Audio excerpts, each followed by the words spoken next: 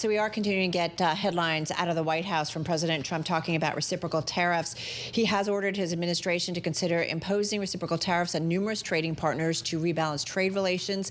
The tariffs would be customized for each country, offsetting not just their own levies on U.S. goods, but also non-tariff barriers that limit U.S. trade. And he hopes to have a discussion with other nations about existing policies that have created an imbalanced trade environment, open also to lowering tariffs if countries remove trade powers. So again, we'll continue to monitor those headlines. Yeah, we're getting some other headlines too, even as you speak, Carol. The president saying that the EU doesn't treat the U.S. right when it comes to trade. And just a reminder, he did say this about 7 or 8 minutes ago, that prices may go up in the short term. We'll bring you his comments live when that tape does start to roll a little later in the program. Also says could start the reciprocal plan by April 2nd, so a little bit of delay. Let's get to it. What does it all mean? Bloomberg News senior economics writer Shawn Donnan is out there in our Washington, D.C. news bureau, and then right here in our New York studio, Bloomberg News international economics and policy correspondent Michael McKee. Hey, Shawn, let's start with you. The president was tweeting, or not tweeting, I guess, putting it out on his social media platform early this morning about reciprocal tariffs. We were widely reporting it. We're starting to get some details. What jumps out for you?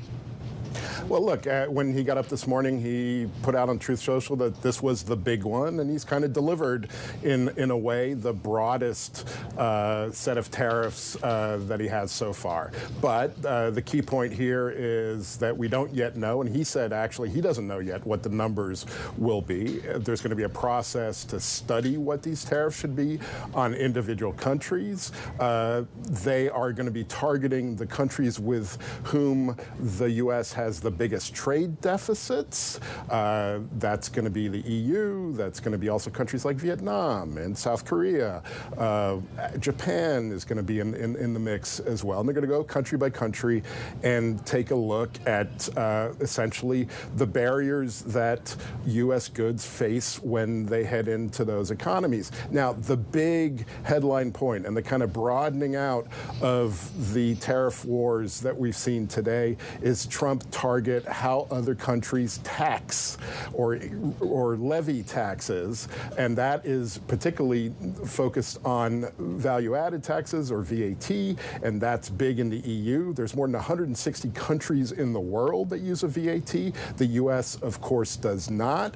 This kind of rekindles a battle that the U.S. has had on and off with Europe since the 1960s over how to treat taxes and trade, but we're going to end up with, I think we can expect some big numbers aimed at some big trading partners. We just don't yet know what those numbers are going to be, but the economic war, if you will, is broadening out. This isn't just about tariffs anymore. It's about taxes. It's about regulation and other stuff. One more headline coming out of the president in the White House. President Trump saying on exemptions or waivers, being asked about that, and he says, I don't expect that. So that is certainly something we think about when tariffs are being imposed. Hey, Mike McKee, come on in here because you've been following this closely as well. You mentioned to me just before we went on air what Shawn was talking about, this idea of the value-added tax and that being a target of the president. Explain the significance of that.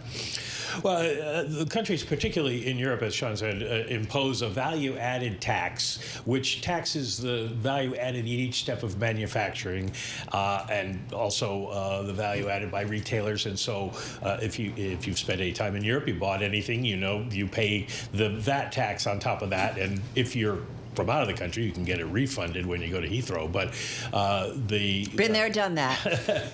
but because this is added on top of the cost of the U.S. goods, Trump says he considers it a tax. Different countries have different tax rates, but they're all fairly significant.